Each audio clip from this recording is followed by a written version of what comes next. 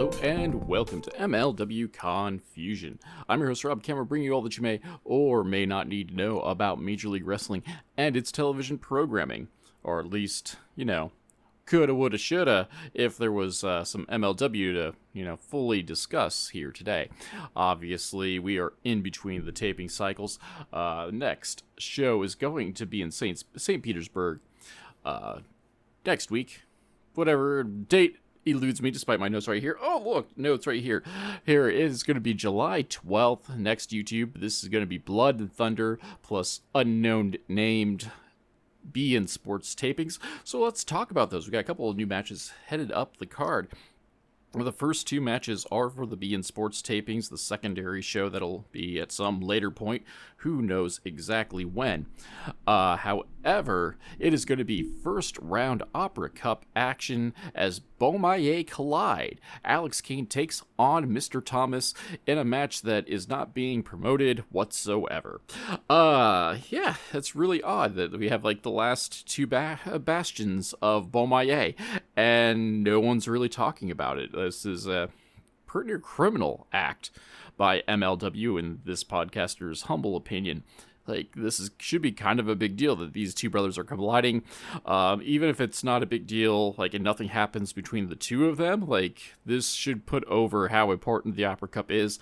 And, of course, MLW is not telling any stories outside of what's being broadcasted on pay-per-view. And by pay-per-view, I mean premium live event. Whatever's going to be on YouTube. Whatever we call YouTube broadcasting nowadays. But yeah, so Opera Cup action, Beaumaye collide, Mr. Thomas and Alex Kane. Also in action is your World Heavyweight Champion Satoshi Kojima. It notes that he is upset with Contra Unit. According to the press release, both him, Okamura, and Akira were attacked by Contra at the last set of TV tapings, and now Kojima is looking for revenge. However, his opponent is not revealed per the press release, so cool beans on that one. Last but not least, Featherweight Championship match has been announced as Janai Kai battles the debuting Gigi Ray. Ray is a world-traveled competitor, has some appearances in Japan and in AEW under her belt. So this is going to be, a big test for not only herself, but for Janai Kai as well, dealing with the potential unknown. So we will see how this goes with the rather dominant reign. There we go. Dominant reign that our featherweight champion has so far. All right, so there is our news for the week. St. Petersburg, July 12th. Groovy. But that being said, there is next to nothing coming out of the MLW Newswire. There is no TV promos. We're just promoting matches, not allowing our talent to cut promos or anything. At least if they are, they're not doing it and being properly retweeted on the social medias. So instead, we are bringing us the Indie Spotlight. This week, we are going kind of out west. Midwest, maybe, however you want to phrase it, but we are going to Colorado, checking out Rocky Mountain Pro, checking out their YouTube program, Rocky Mountain Pro Charged. They're currently on episode 401 at the time of this here recording, so that is the episode we are going to take a look at. So, as per usual with this Indie Spotlight, be sure to check these guys out. They are on YouTube. I will also preemptively apologize for any names I end up butchering, because people are like me sometimes and don't enunciate clearly, and I can't quite tell where the names are, or don't find out names till later on because, things are just happening right now. But our show starts off with our intro video, a highlight package from last week's episode, and of course another intro package as our commentary team, Tony Nomad, Danger Dean, and Lucas Bradwell, welcome us to the show, running down things. Backstage, D'Lo Brown wants, the Law. That's the group called Marty the Moth Martinez, or Martin Caucus, I believe that's how you pronounce his name, to take the lead, get rid of Remy O, and everything's well and good on that, and they're going to go wash their hands anyway, the stable known as The Law. This leads us to our first match, Lockett's division. That's their version of a women's division, featherweight division, however you want to take it, as Adrian Miskira takes on Big Daddy Mo. This is a number one contenders match for the Lockett's championship, which is currently held by a friend of the show, the Marionette, Noelle Summit. We are starting things off as Miskira hits a drop kick, but Mo has answers for everything. We are going back and forth when our Lockett's champion just randomly appears, hits a spear on Mo, then a modified cravat knee-based neckbreaker on both Mo and Miskira. Neckbreakers for everybody. She's just kind of like staring off into space, like she's in a trance as this is happening. However, the crowd is eating it up with a "That's Our Champ" chant as we just kind of wander off from there. So, first match barely gets 30 seconds in, but I'm not going to complain too much about it as, I'm going to be biased. Not going to lie, I'm going to be biased about this. Anytime we get to see friend of a show dominate their division, it's a good day over here at the Indie Spotlight / MLW Confusion. So it's great to see Noelle just come out and, I don't know, save us from a good match, baby. Anywho, let's move along. From there, because of this, it is announced that D'Lo Brown is making a three-way dance for the Lockett's Championship at Supercharged. Supercharged is going to be August 3rd, I believe I wrote in my notes. Yeah, August 3rd. Didn't write down where, though, so if you're out in Colorado area, be sure to check them out. Sorry, my research isn't always great. Anyway. So we got a three-way dance for the Lockett's championship as Smoke and Mirrors comes in and they want a rematch for the tag team championship as the Legal Man was not pinned in that their match. D'Lo says they have to beat Tito and Turbo Tony, to get that little shot. So that match will take care of that'll be a bit later here on to the show. In the meanwhile, Stanley Logan feigns respect after a roll-up loss. He battled Jason Noelle in a one-on-one match. Feigned respect, attacked Noelle. 2 weeks ago, Noelle attacks him as revenge, and then last week, Logan tries to even things up, but they just kind of brawl around for a bit, but does take the advantage after a luggage shot to the head. That leads us to our second match of the evening. Stanley Logan versus Jason Noelle. Noelle doesn't even wait for an entrance. He just charges the ring and attacks. They're going back and forth, just rolling around the ring, clubbering each other, when Wild David Drake appears and comes out and just wrecks everyone and leaves. Starting to see a pattern here. Backstage, D'Lo Brown goes to Mercury Yaden. He wants Yaden to figure out what's going on with Drake. Evidently, they didn't have history together. And Yaden had some good work done with Drake. I don't know. I apologize. I'm not up on the storylines of everything. So we go to so we come back. Get a video package of 3 weeks ago of D'Lo granting Ben Vito a shot at the tag team championship if he can find himself a tag team partner. 2 weeks ago, his partner hadn't shown up, so he formed a makeshift alliance, which didn't seem to work out.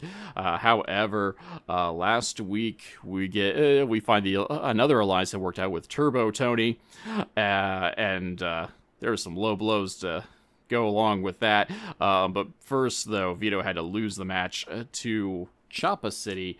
Losing the match to Choppa City, but he takes everyone to Dick Punch City afterwards, so everything's great.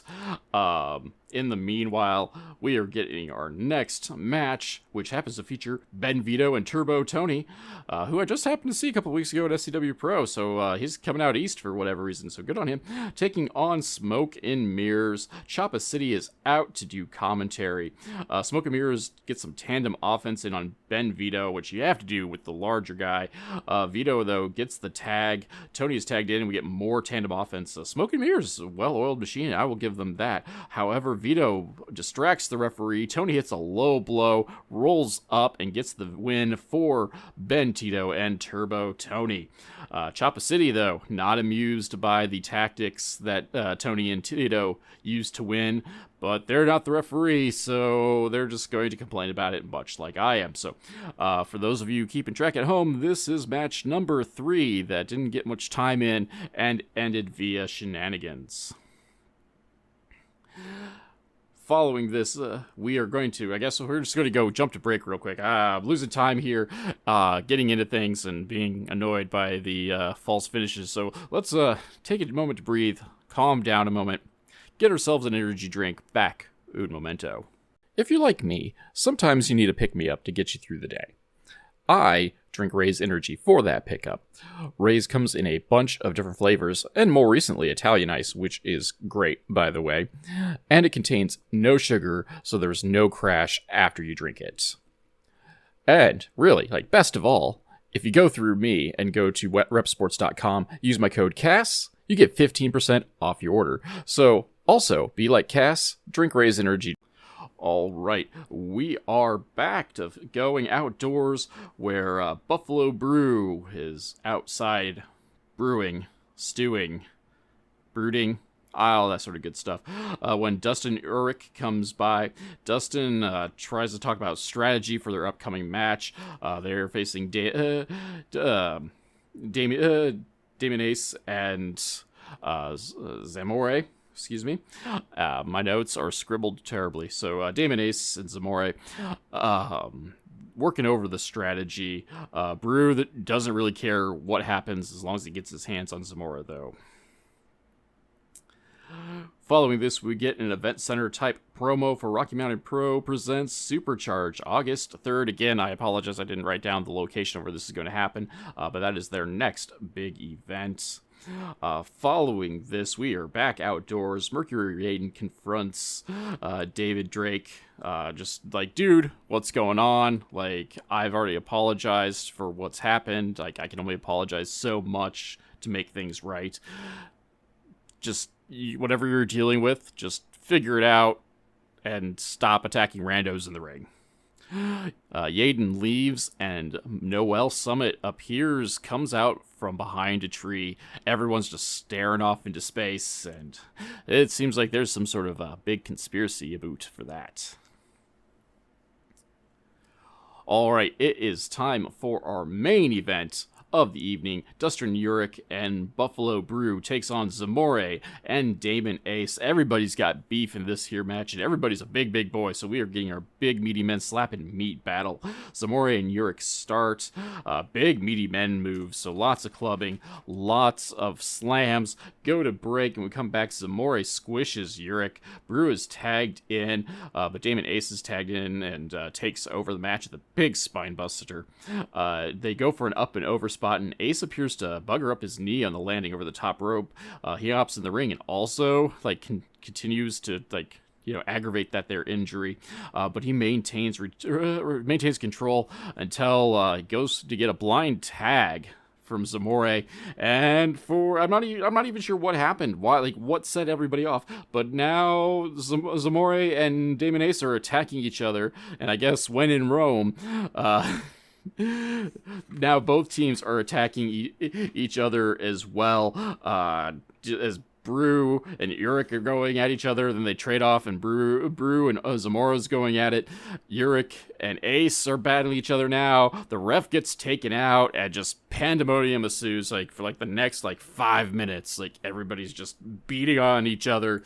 Referees come to no avail. The locker room clears, and they just take turns just trying to nab each other and separate the 4 competitors from each other with varying stages of success. One person will get broken away, take him to the back, and then he breaks free and charges the ring again. And so we go off the air with pandemonium running wild. And that is our show. Rocky Mountain Pro Charged 401. And I am not going to lie to you. as an outsider catching like my first Rocky Mountain Pro show in quite some time, like this is not a good episode just to wander right into. Like it was great seeing Noelle. She love Noelle Summit, love the marionette. But like this was some like Vince Russo era WCW stuff. Like only one match had an like an actual like winner. Every other match like ended via shenanigans. So it was like a no contest. And so like yeah, man, like that was an interesting choice. So like there's a lot of backstage stuff, and then like only one match had a winner, and that wasn't even a clean finish. Like we had a low blow roll up finish, which at least we had a winner, so I guess we'll give him that. But I just think that was interesting pacing for a television show to not have like a single clean win, heel or face, and to have 3 of the 4 matches end with shenanigans, and really like none of the matches got like any sort of time to like stew or build up like a proper story. Like if the story was going like we had like the main event, which like at least that kind of made sense, but we had like, and we like, so at least those guys like hated each other enough, like everything was going to break down and whatnot. But like we had the Locketts match where I guess like they didn't explain it, so I guess Noelle was trying to thwart, I don't know, the number 1 contenders match. We have like the Logan and Noelle match that like I'm not even sure like what was going on with that. Of course, the tag team match had the low blow finish.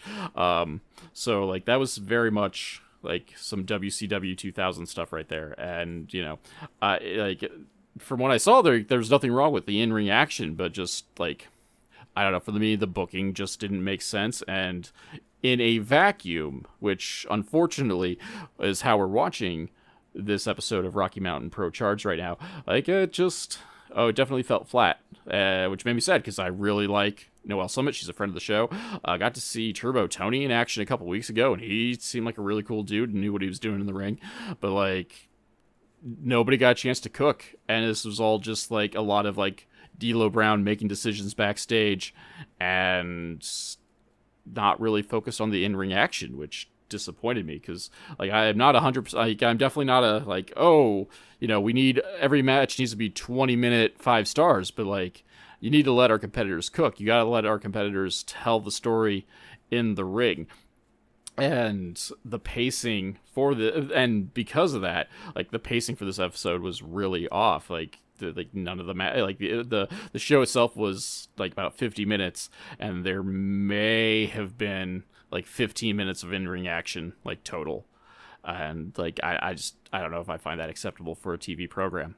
Just kind of is what it is. So that being said, as I said, in a vacuum, this isn't the best showing for Rocky Mountain Pro. However, if you're a weekly viewer, this experience, I hope this experience is different. I just honestly can't say either way. But I'll keep them on my radar because again, I'm a fan of Noelle and now Turbo Tony, just to kind of give them a benefit of the doubt. But in the meanwhile, like, yeah, that's kind of how we're looking at things, at least. Objectively for a random episode sample. So, that being said, there is our review of Rocky Mountain Pro Charged 401. Be sure, check them out though, because just because I checked out a bad episode doesn't necessarily mean like we can't support them. Continue to support them, obviously. As I said, I probably just got a bad episode in there. But in the meanwhile, next week, we are going to get to sit down with SCW Pro QC Cup holder John Bonhart.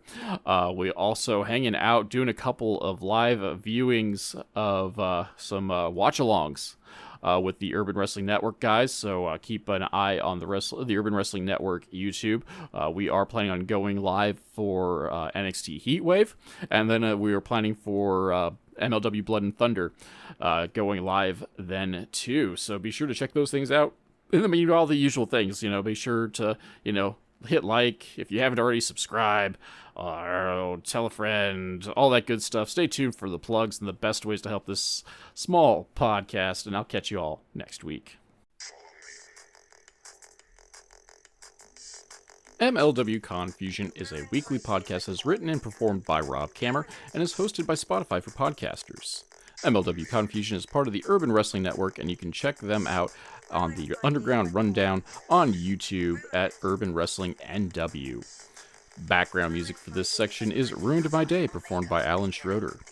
If you enjoyed this podcast and would like to support, please like, subscribe, and tell your friends, family, and enemies. Leaving a review is also helpful, as word-of-mouth advertisement is very important for small podcasts. My social media links can be found in the descriptor, but the Twitter and Instagram are at the Nova of Cass, that is TheNovaofCass, and Facebook is at MLW Confusion, all one word. If you'd like to support monetarily and help upgrade my equipment, and etc., please check out the tip jar at ko-fi.com/Casanova, or if you prefer some more bang for your buck, go to patreon.com/Casanova, that is CASSONOVA, whereas for as little as $2, backers get access to the podcast early and without those pesky ads, plus other exclusive content. So join the crew that is headed up by Keith Wynn, Alan Schroeder, The False Prophet, Alexander McCarthy, and Left Tendo, and check it out. You can also find t-shirts, coffee mugs, and other merch at the Confusion Podcast store on Teespring. Links will be below. For business inquiries such as ads and sponsorships, please email at rzkammer, that is Kamerer, at comcast.net. Thank you for listening.